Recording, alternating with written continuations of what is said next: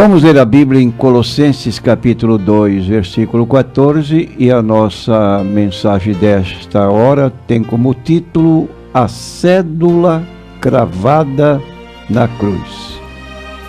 Diz o texto bíblico: havendo riscado a cédula que era contra nós nas suas ordenanças, a qual de alguma maneira nos era contrária, e a tirou do meio de nós, cravando-a na cruz. E despojando os principados e potestades, os expôs publicamente, e deles triunfou em si mesmo. Prezado ouvinte, você que é um leitor da Bíblia Sagrada, pergunto a você, você sabe o que significa essa expressão cédula de débito? E que continua, que foi cravada na cruz? Nós queremos dizer que no contexto desta palavra, observamos que Paulo está falando da antiga aliança ou do antigo concerto feito entre Deus e o povo de Israel. O povo de Israel saiu do cativeiro egípcio, acamparam-se junto ao Monte Sinai, e Moisés então recebeu a lei de Deus, e esta lei então passou a governar a vida do povo de Israel, e eles, ao ouvir a leitura do livro da lei, eles disseram em resposta à pergunta de Moisés se obedeceriam o que estava escrito, e eles responderam positivamente, sim, que guardariam todos os preceitos de Deus. Você sabe quantos eram os preceitos de Deus constante dos 5 livros escritos por Moisés? 613 mandamentos. Hoje há pessoas que confundem a lei de Deus como se fossem apenas de 10 mandamentos. Não. No livro de Gálatas, capítulo 3, versículo 10, está escrito: maldito todo aquele que não permanecer em todas as coisas que estão escritas no livro da lei para fazê-las. De modo que cortar 603 mandamentos, ficar com 10 e dizer que esta é a lei de Deus, está profundamente errado. Agora, este livro da lei foi posto ao lado da Arca da Aliança do Senhor, para que ali estivesse por testemunha contra o próprio povo que, ao desobedecer, estava errando ou invalidando a própria lei que haviam prometido obedecer. E realmente, o povo de Israel desobedeceu a Deus logo. Então Deus prometeu por meio do profeta Jeremias, no capítulo 31, versículos 31 a 34, celebrar uma nova aliança, um novo concerto. E diz, não igual ao concerto que foi feito com eles quando os tirou da terra do Egito.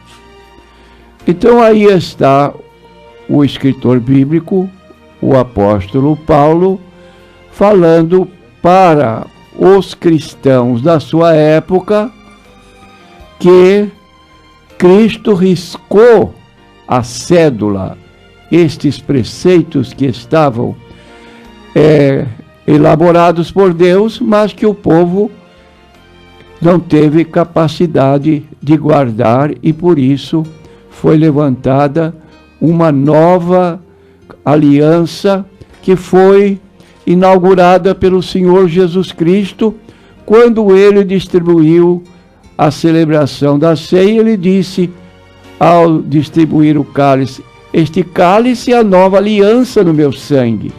Enquanto a primeira aliança foi feita entre os judeus, os israelitas e Deus, com o sangue de animais, agora a nova aliança estava sendo inaugurada por Jesus, E logo em seguida, em João capítulo 19, versículo 13, Jesus deu aquele brado na cruz: tudo está consumado. De modo que quem não podia ser salvo pela obediência à antiga lei, ao antigo concerto, agora pela sua fé em Cristo poderia ser salvo. Então diz o apóstolo Paulo, como resultado da obra redentora de Cristo na cruz, nenhuma condenação há agora para os que estão em Cristo Jesus. Isso está em Romanos capítulo 8, versículo 1.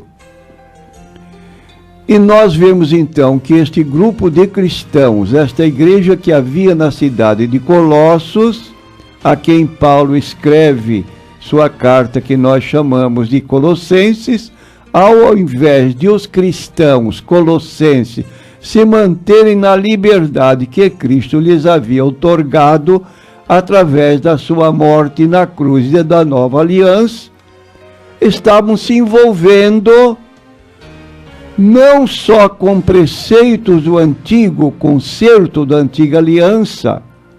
E Paulo então enumera essas práticas deles, dizendo que eles estavam livres desses compromissos da antiga aliança. É o que nós lemos no versículo 16 deste capítulo 2 de Colossenses. Diz ele: portanto, ninguém vos julgue pelo comer, pelo beber, por causa dos dias de festa, da lua nova ou dos sábados, que são sombra das coisas futuras, mas o corpo é de Cristo. Daí a exortação de Paulo, dizendo: ninguém vos domine a seu bel prazer com pretexto de humildade e culto dos anjos, envolvendo-se em coisas que não viu, estando debalde inchado na sua carnal compreensão, e não ligado à cabeça, da qual todo o corpo provido e organizado pelas juntas e ligaduras, vai crescendo em aumento de Deus. E ele então disse: pois estás mortos com Cristo quanto aos rudimentos do mundo, porque vos carregam ainda de ordenanças, como se vivesses no mundo, tais como: não toques, não proves, não manuseis. As quais coisas todas perecem pelo uso segundo os preceitos e doutrinas dos homens, as quais têm, na verdade, alguma aparência de sabedoria em devoção voluntária, humildade e em disciplina do corpo, mas não são de valor algum, senão para a satisfação da carne. É o que nós lemos nessa epístola em Colossenses 2, 18 a 22. Então, há hoje muitos crentes embaraçados, quando leem partes do Antigo Testamento e não sabem que partes do Antigo Testamento, mormente a lei dada por Deus a Moisés, tem preceitos inteiramente cerimoniais e abolidos que não obrigam o cristão para nós hoje em dia. Ora, há poucos dias tomei conhecimento de que um pastor já idoso pediu a circuncisão, quando no judaísmo a criança era circuncidada ao 8º dia de nascimento. Então aí está esse problema de certos crentes não entenderem perfeitamente a Bíblia Sagrada no que concerne ao que Paulo está escrevendo. E nós entramos então agora a palavra para sábado singular, que em Colossenses 2:16 é plural no grego e pode ser traduzida para sábados. Entretanto, algumas pessoas dizem: se aparecesse a palavra sábado no singular, ainda seriam realmente os sábados semanais. Mas se aparece a palavra sábados no plural, então são os chamados sábados anuais. Só que no texto de Colossenses 2,16 já aparece os sábados anuais, dias de sábados anuais, mensais e semanais.